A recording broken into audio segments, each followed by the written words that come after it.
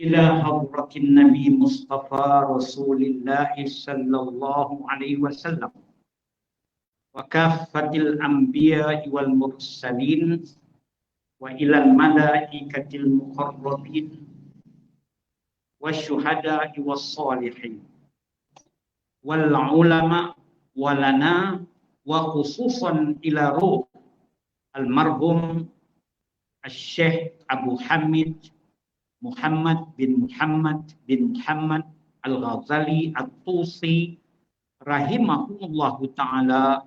Syai'un lillahi lahumul al-fatihah. Bismillah. Alhamdulillahi rabbil alamin ar-rahmanir rahim maliki yaumiddin iyyaka na'budu wa iyyaka nasta'in ihdinas siratal mustaqim siratal ladzina an'amta 'alaihim ghairil maghdubi 'alaihim waladdallin.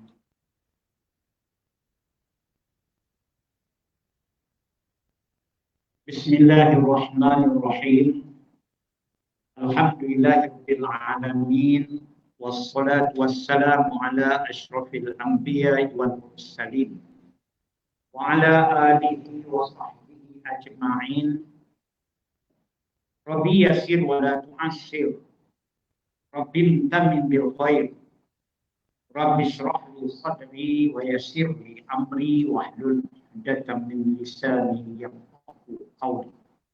Subhanaka la ilma lana illa ma 'allamtana innaka antal alimul hakim.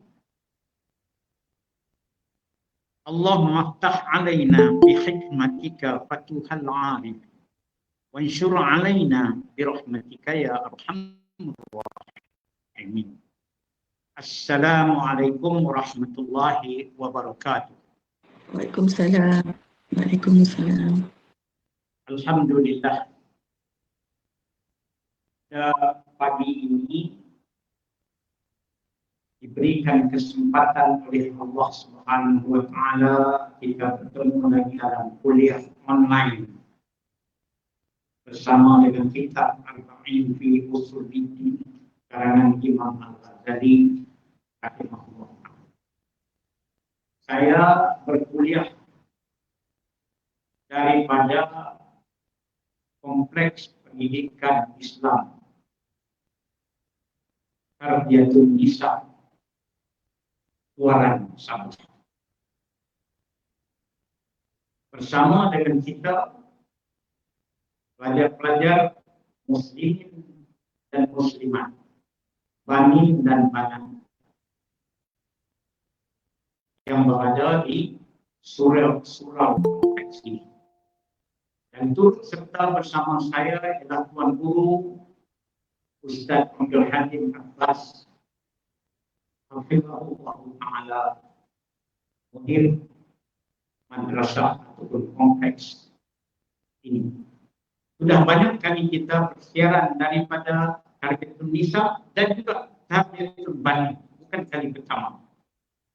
Jadi kita pilih di sini sebab satu, mereka mempunyai ruang yang luas dan mereka mempunyai murid-murid yang dapat turut serta dalam kuliah kita. Yang ketiganya, lain untuk telefon ataupun apa saja yang berkaitan dengan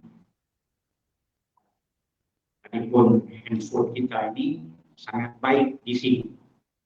Ya, dia mempunyai kemudahan Wi-Fi yang lebih lancar kuliah. Lebih kurang 10 minit tadi saya bersama dengan pelajar-pelajar kita di sini memberi sedikit peringatan tazkirah berhubung dengan peluang kita berebut beramal, termasuklah belajar di bulan Ramadan ini, karena Allah menjanjikan balasan yang besar bagi kebajikan-kebajikan yang kita lakukan. Mudah-mudahan peluang itu juga dapat bersama oleh penuntut-penuntut kita yang berada di alam maya sekarang ini untuk sama-sama menuntut ilmu. Saya dalam 3 hari yang lepas ada sedikit keusuran, langsung tak boleh berjalan disebabkan masalah. Saya menjangka ialah syarat daripada masalah sleep disk yang saya hadapi. Tetapi mengikut doktor, mereka menjangkakan ia adalah daripada masalah lutut yang mana biasa berlaku kepada warga emas. Kekurangan cecair di dalam lutut menyebabkan lutut itu bergeser menjadikan sakit yang amat kuat dan menyebabkan tidak boleh bergerak langsung kaki di sebelah kanan. Walaupun mengambil ubat dan injection untuk meredakan kesakitan, tapi tetap tidak boleh menggunakan dengan baik kaki yang sebelah kanan. Maka sahabat saya di Sabah ini datang menghantar kepada saya kursi roda untuk saya bergerak di dalam rumah di pondok dalam 3 hari. Mungkin punca berlaku ini ialah sudah tentulah dia takdir Allah yang wajib kita redanya. Tetapi untuk makluman tuan-tuan, saya sepatutnya pulang 7 hari bulan kemarin ke Kedah. Terpaksa saya tangguhkan 4 hari. Yang ini 2 hari lagi baru pulang kerana mengharapkan ada kebaikan pada kaki untuk saya bergerak menaiki pesawat balik.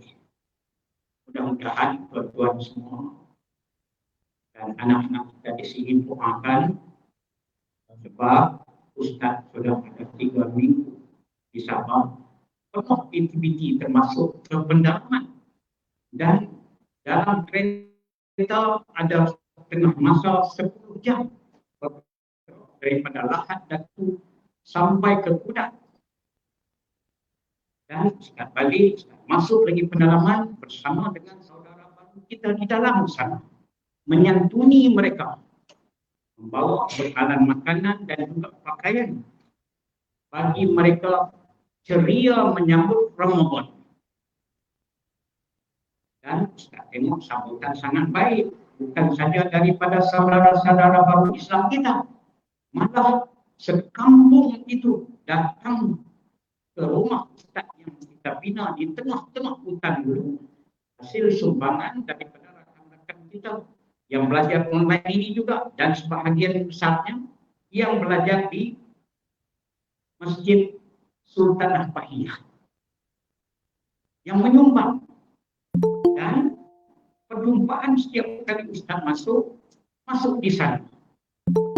Jadi yang bukan Islam datang mengambil beras. Semua kampung itu ramai orang, kira-kira 300-400 orang ada lagi. Yang Islam yang hasil daripada usaha Ustaz dan rakan-rakan yang ikut serta telah kita Islamkan lebih kurang 50 orang lebih sejak tahun 2019. Anak-anak mereka yang lelaki dan perempuan yang kita nampak ada peluang, kita didik, kita bawa keluar, kita hantar ke pondok-pondok, kita biayai, dan pembiayaan ini juga diberikan oleh murid-murid Ustaz yang mengikuti kuliah-kuliah di Kedah dan juga di online ini. Jadi hasilnya Ustaz tengok sambutan daripada yang bukan Islam semakin rapat dengan kita, dan saya dengan isteri bertekad untuk masuk sekali lagi dalam bulan puasa ini sebelum raya. Saya dan isteri akan beraya di tengah-tengah hutan belantara yang tidak ada elektrik, tidak ada air itu. Di rumah itulah Cuma adalah sedikit lampu solar yang kita letakkan di atas, tetapi cahaya pun tak cukup kerana dikelilingi oleh hutan belantara. Kami akan adakan ajak yang Islam itu hampir belajar akan solat tarawih. Kerana apa? Yang muda-muda yang pandai sudah kami bawa, bukanlah pandai. Yang sudah Islam, yang muda-muda kami bawa belajar sampai ke Kedah sana, di pondok sana. Tak ada siapa di kampung itu. Jadi mudah-mudahan saya turun nanti balik dengan anak-anak mereka yang saya hantar ke Kedah balik juga, dan kami akan mengadakan sambutan Hari Raya Aidilfitri bersama sambil meroikan orang-orang masyarakat yang belum Islam, yang masih beragama pagan, yang lebih berapa puluh 70% lagi. Yang Islam baru lebih kurang 30%. Kerja kita mesti berterusan, kerja dakwah kita insya-Allah. Jadi Ustaz sudah beli tiket 28 hari bulan April Ustaz masuk, dan Ustaz duduk lama sikit, hampir sebulan, kerana Ustaz akan membuka 2 buah madrasah secara serentak lepas pada Aidilfitri, sebuah di Sandakan Sabah dan sebuah lagi di Subud daerah Buluran. Jadi sudah tentu urusan dakwah dan pendidikan di sini. InsyaAllah minta maaf karena kita mengambil sedikit masa untuk bercakap berhubung dengan dakwah dan pendidikan di Sabah. Karena kita buka kitab kita sudah sampai di surat yang 30. Qala musannifu rahimahullahu ta'ala wa nafa'ana bi ulumihi fid darain amin rabbal alamin. Berkata Imam Al-Ghazali rahimahullahu ta'ala,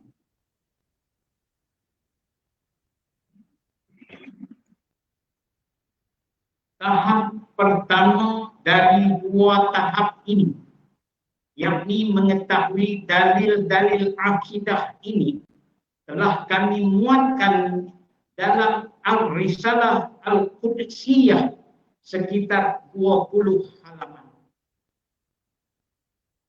Imam Al-Ghazali rahimahullah ta'ala dalam bahagian penutup perbicaraan berhubung dengan akidah yang sebenar, akidah Ahlussunnah wal Jamaah, pegangan hati, kepercayaan kita kepada Allah dan Rasul, dan kepercayaan pada rukun iman itu, Imam Ghazali menyebutkan bahawa cara kita memahami ilmu akidah ialah dalam 2 tahap. Di Tarbiyatul Nisa dan Tarbiyatul Bani baru ini, anak-anak murid kita di sini beruntung, malah Ustaz pun dapat habuat apabila Ustaz Zainal Abidin bin Abdul Halim hafizahullah ta'ala, anak kepada Tuan Guru Ustaz Abdul Halim, datang daripada Kedah ke sini membuat daurah berhubung dengan kitab Sifat 20. Dan banyak perkara-perkara baru bagi kami guru-guru ilmu tauhid dapat mempelajarinya, kerana beliau berkelulusan tinggi di dalam bidang berkaitan dan mempunyai master daripada universiti daripada negara Maghribi, dan sekarang sedang membuat PhD di Universiti Islam Antarabangsa. Ya, telah menghuraikan sejarah tentang pelajaran akidah, ilmu akidah. Ya, dihuraikan kepada kita ilmu akidah disebutkan juga dengan ilmu usuluddin. Ilmu akidah juga disebutkan dengan ilmu kalam. Maka nama-nama yang berbeza ini menggambarkan isi-isi yang ada dalam ilmu masing-masing. Jadi bila saya baca kitab itu sangat menarik dan kajian yang sangat teliti. Maka mudah-mudahan apa yang Ustaz sambung baca ini, anak-anak di sini dah boleh dapat faham sedikit sebanyak.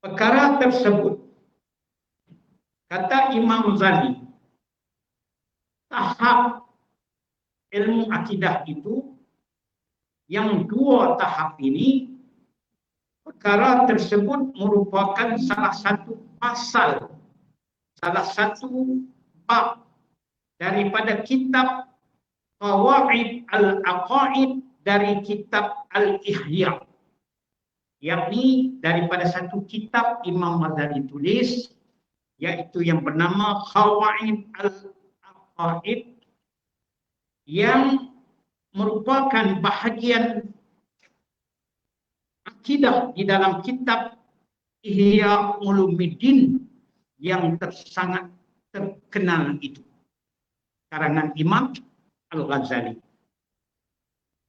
Adapun dalil-dalilnya dengan penambahan penggalian dan ketelitian dalam meleburkan masalah-masalah dan kesusahan serta kesulitan, sungguh kami telah memuatnya dalam kitab Al-Iqtisad fil Iqtiqad. Kata Imam Ghazali, ilmu akidah yang asas boleh dilihat pada kitab Qawaid al-Aqaid, yakni semua peringkat insya-Allah boleh faham daripada kitab itu. Tetapi kalau kita nak menggali lagi lebih mendalam, ya, ilmu-ilmu yang berkaitan dengan akidah serta dalil-dalilnya, Imam Ghazali ada kitab lain pula yang bernama dengan Al-Iqtisad fil Iqtiqad. Ini Imam Ghazali urai. Kita kena rajin carilah. Kadang-kadang bukan senang nak dapat ni kitab, sebab Imam Ghazali lahir pada tahun 450 Hijrah dan meninggal pada tahun 505 Hijrah. Ya. Ya. Jadi zaman itu pun, zaman Imam Ghazali, tumpuan ulama-ulama ilmu tauhid atau ilmu akidah lebih fokus, lebih tumpu kepada perkara-perkara asas kepercayaan, i'tiqad, pegangan yang benar kepada Allah, Rasul dan rukun iman. Kemudian ilmu akidah ini dia semakin berkembang. Mengikut huraian Imam Al-Ghazali, perkembangan itu lebih menarik apabila timbul usaha-usaha di kalangan ulama termasuk Imam Al-Ghazali sendiri menggali, menulis tentang perkara-perkara tambahan, yaitu tentang dalil-dalil yang membenarkan kepercayaan kita kepada Allah dan Rasul dan kepercayaan kepada rukun iman termasuk kepercayaan kepada hari kiamat. Maka dengan penambahan dalil-dalil itu, maka jadilah ilmu akidah tadi dipanggil pula dengan ilmu usuluddin. Ini sudah dijelaskan oleh Ustaz Zainal Abidin bin Ustaz Abdul Halim hafizahullah ta'ala, yang Ustaz sendiri mengikut cara online. Baik. Jadi kita sekarang beruntung lagi.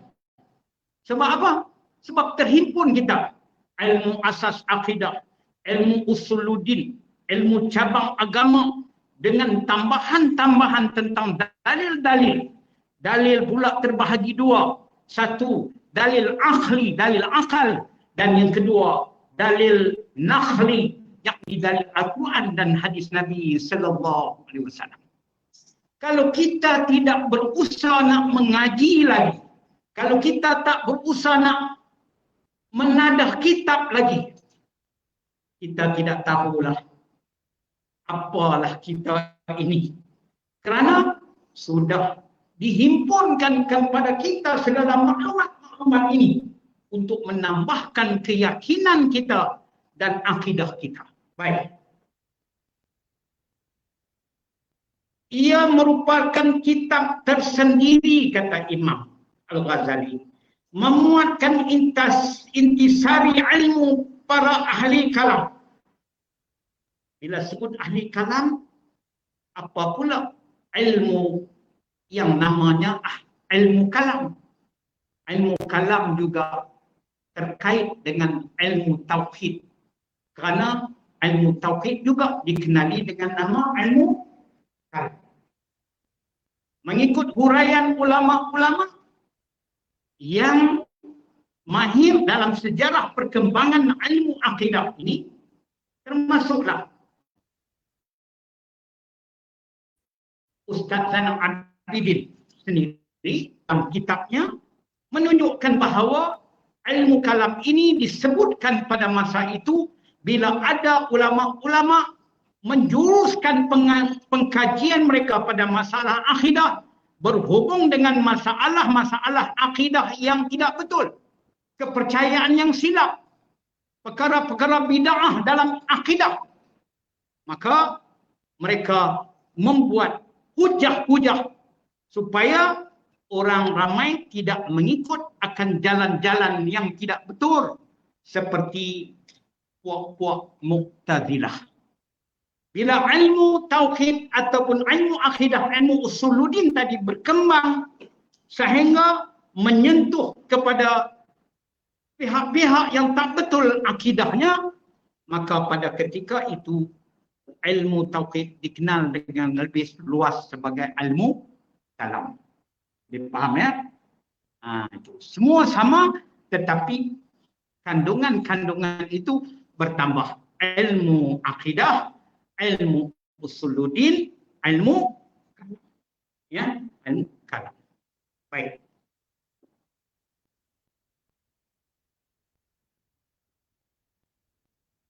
Akan tetapi ia lebih jelas dalam pembuktian dan lebih mudah menghantarkan seseorang ke pintu-pintu ma'rifah daripada perkataan resmi yang seirama dengan kitab-kitab para ahli kalam. Maksud di sini, bila ilmu akidah berkembang dengan dalil-dalil dan pembuktian beserta dengan hujah-hujah mempertahankan akidah sebenar, akidah ahli sunnah wal jamaah, dan menolak akidah-akidah yang salah yang dikatakan bid'ah, termasuklah puak-puak Mu'tazilah, puak Qadariyah, puak Mujassimah dan sebagainya. Maka kata Imam Ghazali, dia mudah menghantarkan seorang itu, orang yang belajar ilmu ini, ke pintu-pintu ma'rifah, pintu-pintu mengenal akan Tuhan kita. Pintu-pintu kita dapat penghayatan dengan mengagungkan Tuhan kita daripada perkembangan ilmu akidah itu. Ya, maka ini perkembangan-perkembangan yang sudah pun berlaku pada zaman Imam Al-Ghazali dulu. Pada masa ini belum lahir lagi kitab-kitab yang bermanhajkan sifat 20. Tak ada lagi pada masa itu. Ya. kitab yang kita mengaji tentang sifat 20. Kerana sifat 20 ini adalah dipopularkan. Sifat 20 ini dihebah-hebahkan oleh ulama besar, yakni Syekh Muhammad Yusuf Sanusi rahimahullah ta'ala, yang pada kurun ke-10 Hijrah, berapa ratus tahun daripada zaman Imam Al-Ghazali. Jadi sebab itu dengan kitabnya Matan Ummul Barohid itu lahirlah ilmu sifat 20, ilmu akidah yang kita pelajari itu. Kemudian naik pula kepada dalil-dalilnya, barulah dikembangkan tentang hujah-hujah yang kita sebutkan dalam ilmu kalam. Baik. Ini sejarah perlu kita ketahui. Sebab kita nak cegah ada penyelewengan pihak-pihak tertentu yang mengatakan akidah yang dipegang oleh ahli sunnah wal jamaah yang kita permazhabkan kepada Imam Abu Hasan Asy'ari rahimahullah ta'ala dan Imam Abu Mansur Maturidi rahimahullah ta'ala, kata bukan daripada jalan yang sebenar. Jadi bila kita tahu bahawa imam-imam yang hebat ini adalah menjadi ikutan kepada ulama-ulama besar dahulu kala, termasuklah Imam Al-Ghazali rahimahullah ta'ala sendiri, maka mana mungkin akidah sebegini hendak ditolak oleh segolongan kecil yang tidak bersetuju dengan pegangan kita yang sebenar ini. Jadi harus kita ada sedikit ilmu untuk keyakinan kita bahawa apa yang kita pegang akidah ini, yang sumbernya daripada ulama-ulama kita itu adalah akidah yang sebenar, yang datang daripada Allah dan Rasul Nabi kita Muhammad sallallahu alaihi wasallam. Semua itu kembali kepada keyakinan, bukan pada pengetahuan. Kerana sesungguhnya ahli kalam tidak membezakan daripada masyarakat biasa kecuali kerana mereka berpengetahuan dan berkeyakinan. Ya, sebab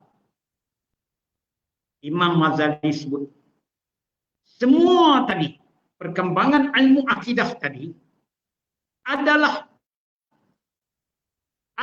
tumpuannya kepada memberikan keyakinan kita, keyakinan hati kita. Sebab ini akidah. Akidah ini letak di mana? Kepercayaan ini di hati kita. Menambahkan keyakinan kita, itu keutamaan ilmu. Walaupun ilmu kalam, ya, ulama-ulama mutakallimin pada masa dahulu ada yang menentangnya. Kerana apa? Kata setengah-setengah pihak yang bersetuju, tidak bersetuju dengan ahli kalam ini, ulama ilmu kalam mengatakan mereka ini berhujah untuk menyekat daripada pengaruh yang tidak betul itu satu jalan yang salah. Tetapi tidak, kata Imam Ghazali, kerana semua yang dibawakan itu termasuk daripada ahli kalam, kembali ia, tumpuan ia kepada keyakinan, yakni akidah, bukan sekadar pengetahuan, bukan sekadar tahu saja, tetapi yakin. Sebab apa? Akidah ini maksudnya boleh dikira satu akidah yang betul, pegangan yang betul, bila kita sudah ada ilmu dan kita yakin. Sebab makna ma'rifah, makna mengenal itu. Apa makna mengenal? Maka ulama-ulama ahli sunnah wal jamaah menyebutkan makrifah pengenalan itu sebagai i'tiqadun jazimun muwafiqun fi haqqi. Macam mana saya ulang kembali? Makrifah ialah pengenalan itu. Pengenalan dan keyakinan itu adalah merupakan jazam. Jazam ni maknanya yakin yang sepenuh. Membetuli pula dengan benda yang sebenar. Keyakinan tadi belaga dengan benda yang betul, yang sebenar. Beserta dengan dalil. I'tiqadun jazimun muwafiqun fil haqqi an dalil.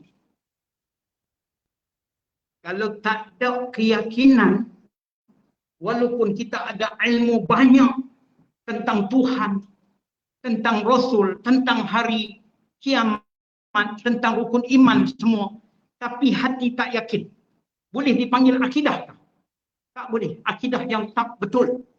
Maka sebab itu, akidah itu adalah tidak boleh lari daripada keyakinan. Jadi ilmu-ilmu yang dibawa daripada Al-Quran dan hadis Nabi sallallahu alaihi wasallam, yang dibawakan daripada ijma' ulama-ulama kita, ialah supaya kembali ia kepada keyakinan. Keyakinan yang sebenar tentang Tuhan.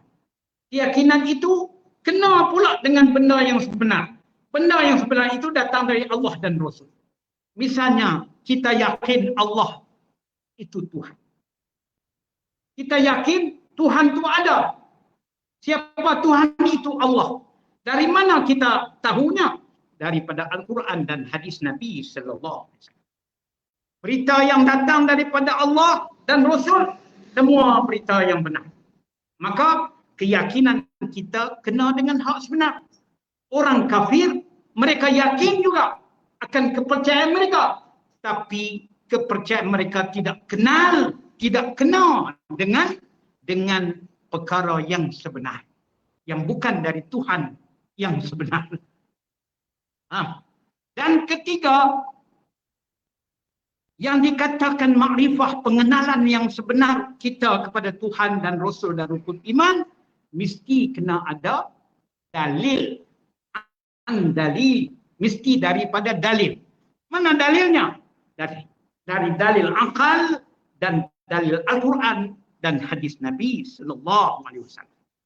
Ya, itu Imam Ghazali cuba nak bayangkan perkembangan ilmu akidah, ilmu usuluddin, termasuklah ilmu kalam, adalah semuanya kembali kepada masalah keyakinan, kepercayaan kita. Ya, kita kena percaya rukun iman ni 6 perkara. Kita tahu rukun iman berapa perkara? 6 perkara. Tak boleh kita tolak mana-mana satu daripada 6 perkara.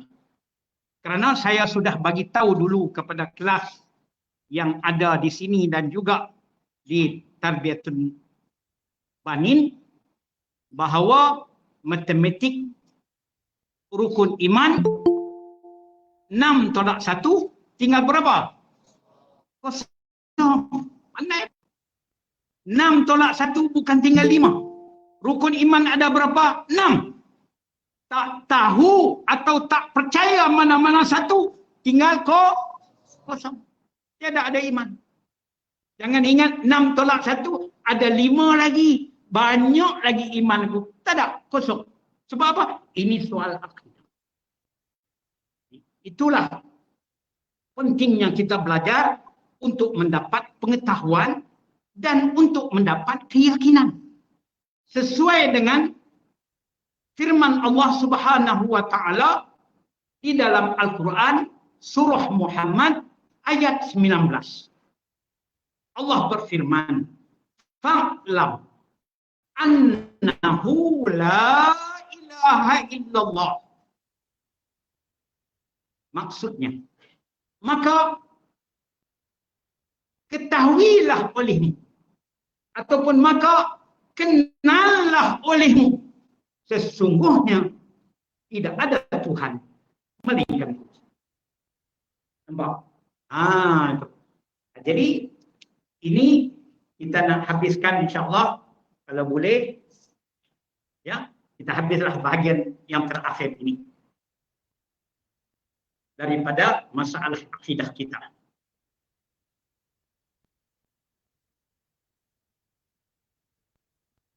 Sesungguhnya ahli kalam tidak membezakan dari masyarakat biasa kecuali kerana mereka berpengetahuan dan berkeyakinan. Ahli kalam, mereka ini tak ada beza dengan orang awam yang mengetahui akan ilmu akidah. Tetapi mereka lebih kerana mereka mempunyai pengetahuan dan keyakinan sehingga mereka menghasilkan ilmu-ilmu melalui kitab-kitab, risalah-risalah itu untuk menjadikan ikutan kita. Baik. Bahkan ahli kalam juga memiliki keyakinan disertai dengan pengetahuan tentang dalil-dalil akidah. Maknanya ahli kalam ini bukan saja menguasai ilmu akidah, bahkan mereka juga menguasai ilmu usuluddin yang membicarakan dalil-dalil tentang akidah tadi, dan mereka sudah tentu menguasai ilmu kalam itu sendiri.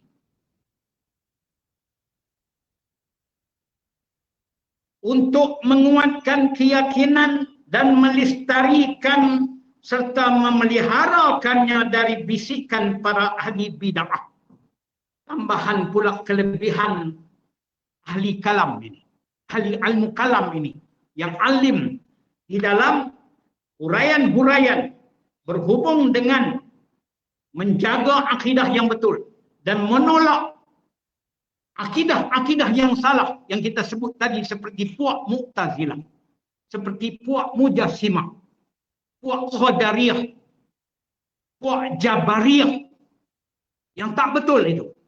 Maka mereka inilah ahli kalam ini yang mempunyai ilmu dan keyakinan mereka dapat memelihara akidah umat Islam daripada bisikan-bisikan ahli bid'ah. Apa makna bid'ah? Ahli-ahli yang tak betul perjalanannya, meskipun nampak macam jalan agama yang mereka ada, tetapi tidak daripada sumber Al-Quran dan hadis. Baik. Kerumitan akidah tidak boleh diselesaikan dengan huraian pengetahuan. Hebat. Imam Ghazali, ya, 450 tahun hijrah lahir.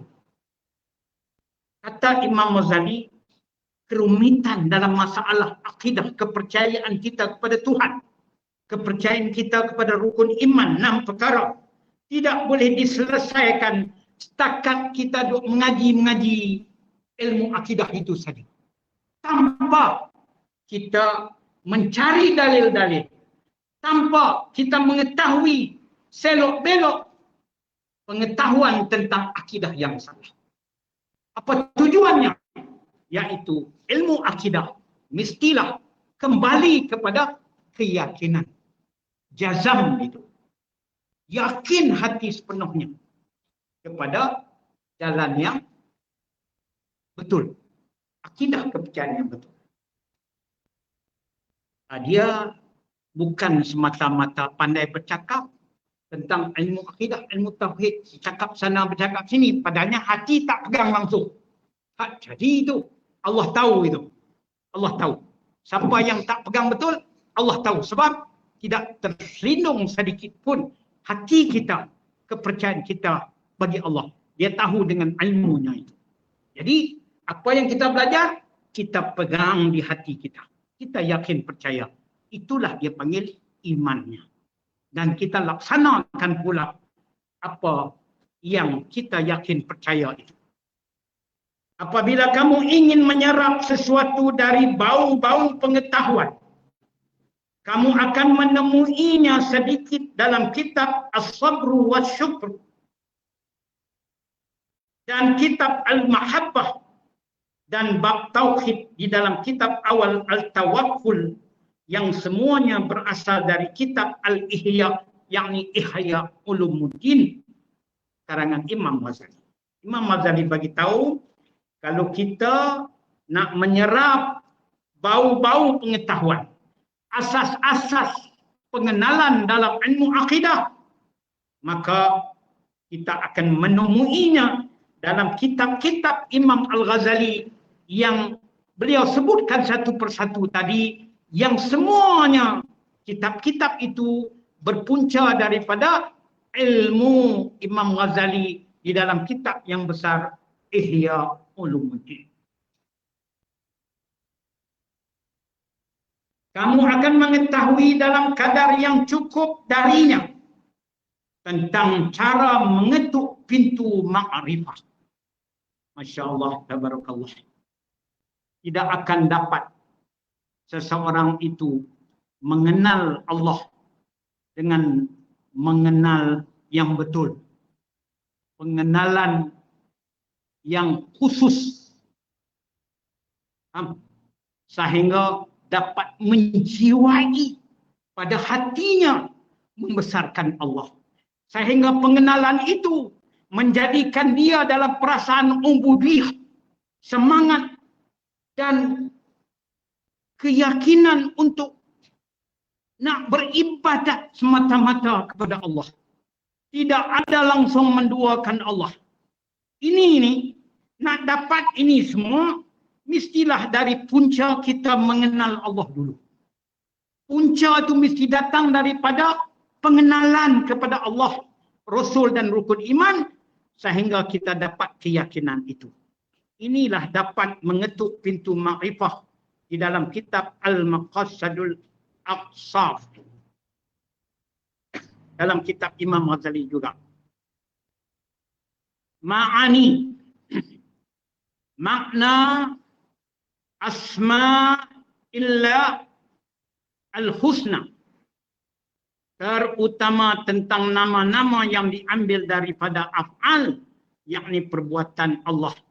Kitab ini adalah menekankan tentang nama-nama Allah yang baik-baik, terutama tentang nama-nama Allah yang diambil daripada perbuatan-perbuatan Allah.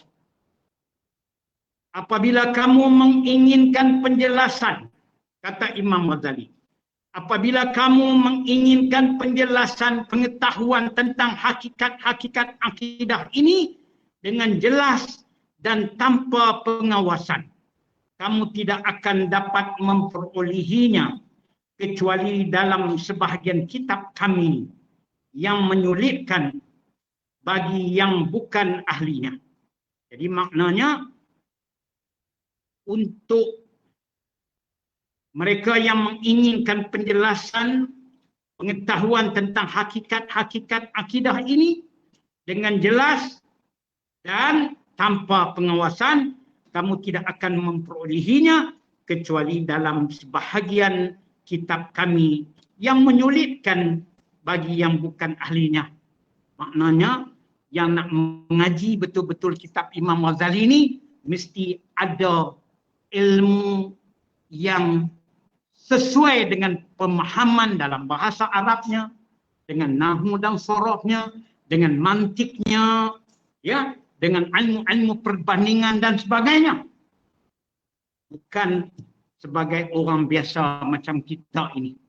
Kalau nak ambil yang macam biasa, kita kena faham daripada kitab-kitab yang sedia ada pada tempat kita, ya, karangan ulama-ulama kita daripada tanah Melayu ini, Malaysia, Thailand, Indonesia, ya, dan sekitar ini, ulama-ulama seperti Syekh Daud Al-Fatani rahimahullahu ta'ala, seperti Syekh Ahmad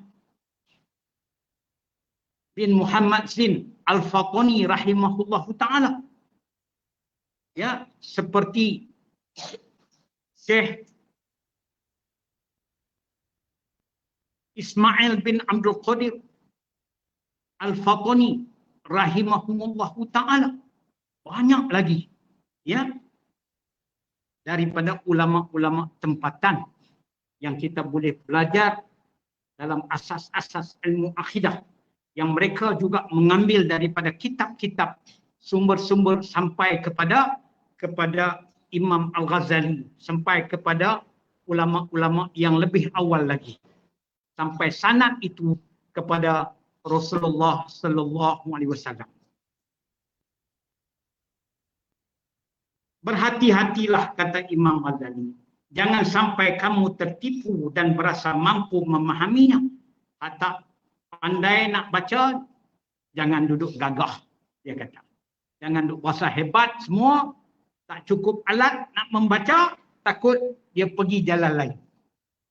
Ya, jadi sebab itu kita belajar ilmu tauhid mesti daripada guru yang mahir. Ya, dia bukan passion mengaji di kedai-kedai kopi. Dia kena mengaji di pondok-pondok, di madrasah-madrasah. Ya, menghadap guru-guru yang alim. Ya, supaya akidah yang kita pegang ini kena dengan akidah yang sebenar. Akidah ahli sunnah wal jamaah. Apa makna akidah ahli sunnah wal jamaah? Pegangan kepercayaan kita mengikut jalan Nabi dan jalan-jalan orang yang mengikut Nabi kita Muhammad sallallahu alaihi wasallam. Maka kita ini dinamakan ahli sunnah wal jamaah.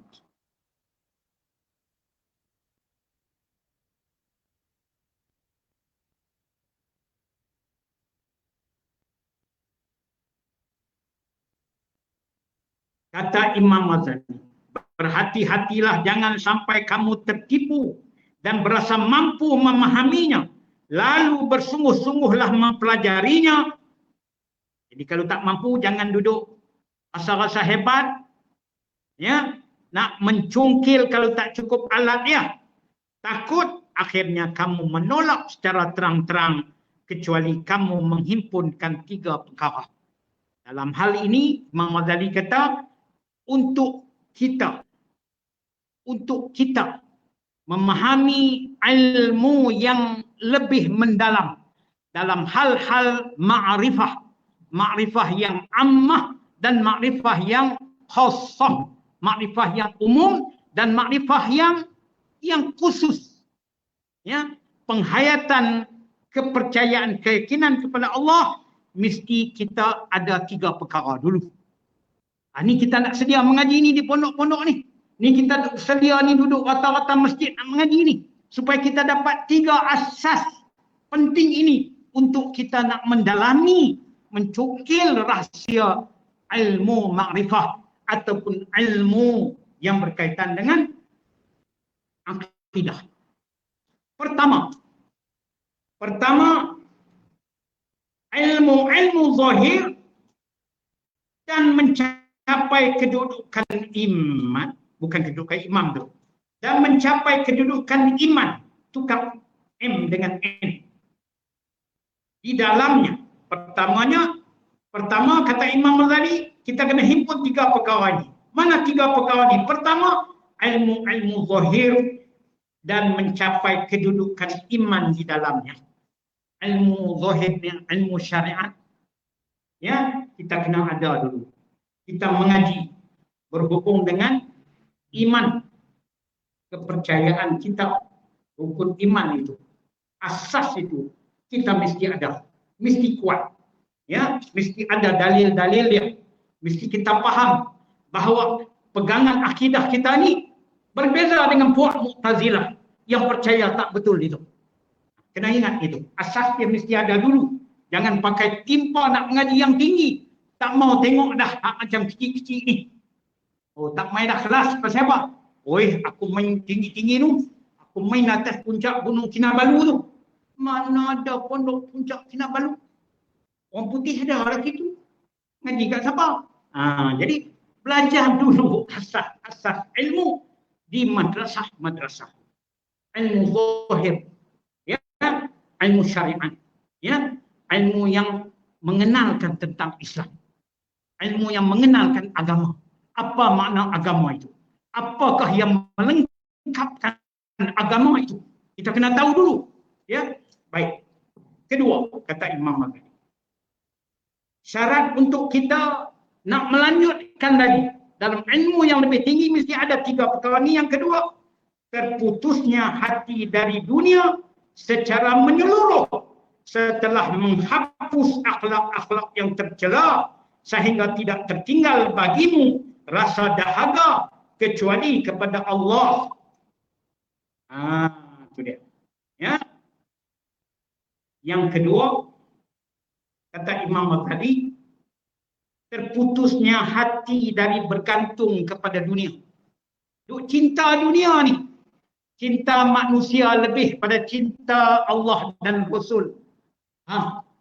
Cinta keramaian-keramaian lebih daripada cinta ibadat. Lebih daripada cinta rumah-rumah Allah. Nampak? Kena buang itu dulu. Kalau masih ada cinta dunia, tak boleh. Sebab apa? Yang cinta dunia ini biasanya nafsunya itu tertarik kepada benda-benda habuan segera yang dapat daripada faedah dunia. Sedangkan kita ini bila bergantung hati kita bersih dengan Allah, bersifat hati kita dengan segala sifat mahmudah, termasuk sifat-sifat baik, sifat-sifat rendah diri, sifat-sifat tawakal yang kita ngaji dalam ilmu tasawuf, barulah kita bergantung sepenuhnya kepada Allah. Kita dahaga, kita berkenal, kita berhajat sehingga kita dikenal sebagai fakhir ilallah, sebagai orang yang sentiasa berkenal kepada Allah. Barulah kita dapat masuk kepada ilmu yang lebih tinggi. Jangan ahli dunia duk cuba. Sebab dia akan berlawan dengan nafsu dia. Dia mesti sucikan dahulu hati dia, nafsu dia daripada benda tak elok. Inilah masa kita duduk di pondok ni, mengaji ilmu tasawuf, ilmu yang membersihkan hati, buang segala sifat mazmumah. Ya. Ambil sifat mahmudah. Mana sifat mahmudah? Sabar, ikhlas, merendah diri. Nampak? Itu barulah hati kita bersedia untuk mendapat habuan rahmat dari Allah. Ilmu, keyakinan, keimanan dan sebagainya. Tidak memiliki cita-cita kecuali di atas jalannya, yakni jalan Allah. Ketiga, syarat yang ketiga, kita nak menjungkil lebih dalam ilmu-ilmu makrifah yang Imam Ghazali kan sebut. Kamu dianugerahi kebahagiaan dalam asas fitrah dengan tabiat yang bersih dan kecergasan yang memadai. Kamu tidak dibebani untuk menemui kedalaman ilmu dan kesukarannya dengan jalan yang cepat. Yang ketiga, syarat yang kita nak bersedia untuk nak mencukil ilmu-ilmu yang lebih dalam hal makrifah, dalam hal akidah. Kata Imam Ghazali, kita sudah diberikan oleh Allah, dianugerahkan oleh Allah kebahagiaan dalam asas fitrah dengan tabiat yang bersih. Kita ni sudah dianugerahkan oleh Allah dengan kelakuan yang bersih, perangai yang elok. Nampak? Perangai yang elok ni bersih hati, tak ada duduk benci-benci kat siapa-siapa. Anggap kawan-kawan kita tu semua sahabat-sahabat kita. Mereka juga hamba Allah. Kalau Allah anugerahkan lebih kepada mereka, hati kita kena senang. Sebab ini masa dia. Kita tak boleh tak senang hati dengan orang lain dapat kelebihan dari Allah, seolah-olah kita tidak redha. Boleh faham tak tidak? Allah ada masa untuk kita. Ada masa untuk kita dapat rahmat Allah yang lebih baik. Yang penting kita sifat kita sentiasa bersyukur dan mesti sentiasa bersabar kepada Allah. Dan kecerdasan yang memadai nak menuntut ilmu yang lebih tinggi dalam masalah akidah dan makrifah ini, mestilah kita bersedia cerdas. Cerdas ni adalah cerdik. Ya, kan dalam kitab Pelita Penuntut, ya, disebutkan 6. Dengan 6 akan mendapat ilmu. Salah satunya ialah cerdik. Nak jadi cerdik ni, dia nak kena usahakan. Dia tak boleh duduk mengharapkan datang. Cerdik ni dia anugerah Allah. Bukan semua dapat. Orang dapat lebih tinggi, dia anugerah daripada Allah. Cerdik dia itu. Jadi, bila dia cerdik, daripada mana? Dia merendah diri kepada Allah. Dia rajin berdoa kepada Allah. Dia buat apa yang Allah bagi kepada tanggungjawab. Dia buat semua. Malah ditambah-tambah kerana kesyukuran yang Allah bagi. Kemudian, dia tekun. Dia tekun dan ikhlas. Inilah yang dia panggilkan dalam istilah tasawuf sebagai ihsan. Ya? Agama itu sempurna dengan 3 perkara. Pertama iman, keduanya Islam, ketiganya ihsan. Apa makna ihsan? Dalam hadis Nabi sallallahu alaihi wasallam, riwayat daripada Sayyidina Umar Al-Khattab radhiyallahu anhu. Hadis yang panjang. Ya, apabila datang malaikat Jibril alaihissalam berjumpa dengan Nabi sallallahu alaihi wasallam, malaikat Jibril menanyakan akan Nabi kita. Akhbirni anil Islam. Ceritakan kepadaku wahai Muhammad, apa itu Islam? Nabi Muhammad SAW menjawabkan, yaitu Islam itu adalah 5 perkara yang kita katakan rukun Islam itu. Yang kedua, akhbirni anil iman. Ceritakan aku wahai Muhammad, apakah iman itu? Nabi kita Muhammad SAW menceritakan tentang rukun iman yang 6 perkara itu. Akhirnya bertanyalah malaikat Jibril alaihissalam di hadapan sahabat-sahabat yang tidak tahu siapa yang datang tadi kalau tidak diceritakan oleh Nabi, kerana datang dalam bentuk manusia yang segak lelaki dengan jubah yang putih, dengan rambut yang hitam, datang turun berhadapan dengan Nabi, mempelagakan lututnya kepada lutut Nabi. Begitu mesra kedua ini, kerana sememangnya malaikat Jibril itu ialah guru kepada Nabi kita Muhammad sallallahu alaihi wasallam. Apabila malaikat Jibril tanya kepada guru, apabila malaikat Jibril alaihissalam tanya kepada Nabi Muhammad sallallahu alaihi wasallam, ya Muhammad, akhbirni anil ihsan. Khabarkan kepadaku, terangkan kepadaku apakah makna ihsan itu. Maka Nabi sallallahu alaihi wasallam menjawab,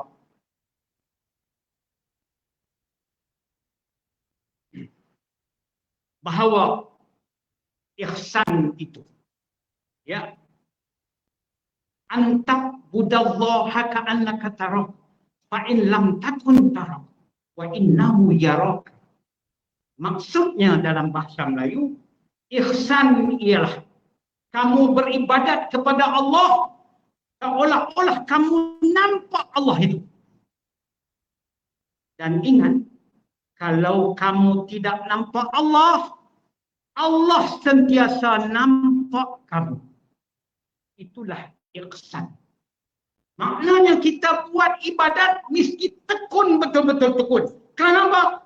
Kerana Allah melihat kita setiap waktu kita buat ibadat. Macam puasa ini. Dan mesti ikhlas. Ya, tekun dan ikhlas itu maksud dan makna daripada makna ihsan itu. Ya, dalam kitab syarah bagi hadis Arba'in bagi Imam Nawawi rahimahullah ta'ala ada disebutkan Dr. Mustafa Bugho rahimahullah ta'ala, penulis kitab itu, ya, hafizahullah ta'ala, dia menyebutkan bahawa itqan wal ikhlas, maknanya itqan, tekun sungguh, kita puasa tekun sungguh, kita mengaji tekun sungguh, Allah melihat kita ni seolah-olah kita nampak Allah, kita tahu Allah bersifat dengan segala kebesaran. Beranikah kita menghadap Allah dengan keadaan kebesarannya, kehebatannya, milik semua kita ini? Masya Allah, di hadapan kita sudah tentu kita buat dengan tekun. Tapi kita tak dapat melihat Allah, melainkan bagi orang yang beriman di dalam syurga nanti, nikmat yang paling besar ialah melihat zat Allah Ta'ala. Dan ingat pada kita di atas dunia ini, ketika kita beribadat, Allah memerhatikan kita. Maka buat dengan elok, ikhlasan pekerjaan kita. Untuknya semata-mata. Bukan nak cari pujian, bukan nak mencari habuan dunia, bukan nak cari pangkat dan sebagainya. Baik. Bagi saya seminit lagi untuk habiskan ini. Jadi, untuk mendalami ilmu, jangan anggap ada jalan pendek. Kita harus bertekun. Belajar ini bagi tempoh masa yang panjang untuk mendalami ilmu. Duduk madrasah ni bukan 3-4 tahun. Ya, mengaji puluh tahun. Ya, dalam kitab Imam Al-Ghazali rahimahullah ta'ala, kitab Ihya Ulumuddin, dalam kitab Ayyuhal Walad, Imam Ghazali cerita seorang tok guru menanya anak murid dia. Bila anak murid dia minta kat tok guru nak balik dah mengaji. Tamat dah, dia kata nak balik kampung dah, lama tak balik kampung. Nak minta berhenti dah pondok. Tok guru ni nama tok guru dia Syaqid Al-Balakhi rahimahullah ta'ala. Nama pelajar dia iaitu Hatim As-Sam rahimahullah ta'ala. Kata tok guru kepada Hatim As-Sam rahimahullah ta'ala, lama mana dah Hatim duduk di pondok ni nak balik hari ni? Duk kira-kira 33 tahun dah. Masya Allah. Kita 3 tahun lari dah. 33 tahun.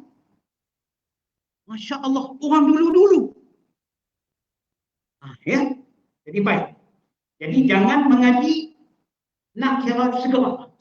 Dapat peluang, belajar lagi. Mengaji daripada atas buayan hingga ke liang lahat. Baik. Sesungguhnya jika orang bodoh melatih hatinya dan menguatkan jiwanya, kadang-kala akan menemui sekian kedalaman ilmu pula. Akan tetapi dia mendapati hanya sedikit dalam waktu yang lama sehingga tak layak untuk mengambil pengetahuan yang sesungguhnya. Kata Imam tadi, orang yang lemah, orang tak cerdik dan tak berusaha, ya, nak bagi cerdik, ya, maka dia ni nak melatih hati dia, nak kuat jiwa dia, ya, nak mendalami ilmu, tetapi kerana elok diri dia itu lemah dan penyegan tadi, maka dia tak dapat, hanya dapat sedikit ilmu dalam waktu yang, ya. Baik. Perkara dengan fitrah yang dan tujuan yang benar, kemudian menghilangkan kekeluhan dunia dari dirinya. Imam sangat jaga tentang ini, amalan hati. Jangan kuat hati bergantung pada dunia, bergantung pada Allah. Ingat, hati ini kena sentiasa ingat Allah. Kerja hati Tuhan buat ini, ingat Allah. Itu tujuan. Tapi hati kita tak berapa ingat Allah, dia ingat benda lain banyak. Maknanya sudah sakit hati.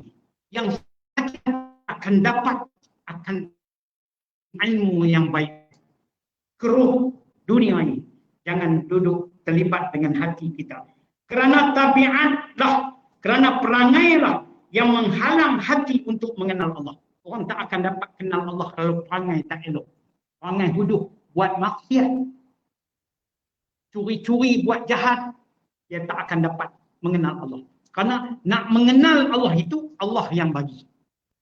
Tak ada habuan, Masya Allah. Kerana tabiatlah yang menghalang hati untuk mengenal Allah. Sesungguhnya Allah membatasi antara seorang dengan hatinya. Nanya, Allah lah nak pisahkan hati kita daripada, ataupun Allah lah nak mendekatkan hati kita kepadanya. Maka kita hendak ada ikhtiar dan usaha untuk Allah dekat dengan hati. Inilah maksiat. Buatlah ingat Allah, buatlah ibadat, buat dengan tekun dan untuk bagi 10 asas akidah daripada bab akidah dalam kitab Arba'in fi Usuluddin. Jadi mudah-mudahan pertemuan kita berkati oleh Allah dalam bulan yang penuh keberkatan ini.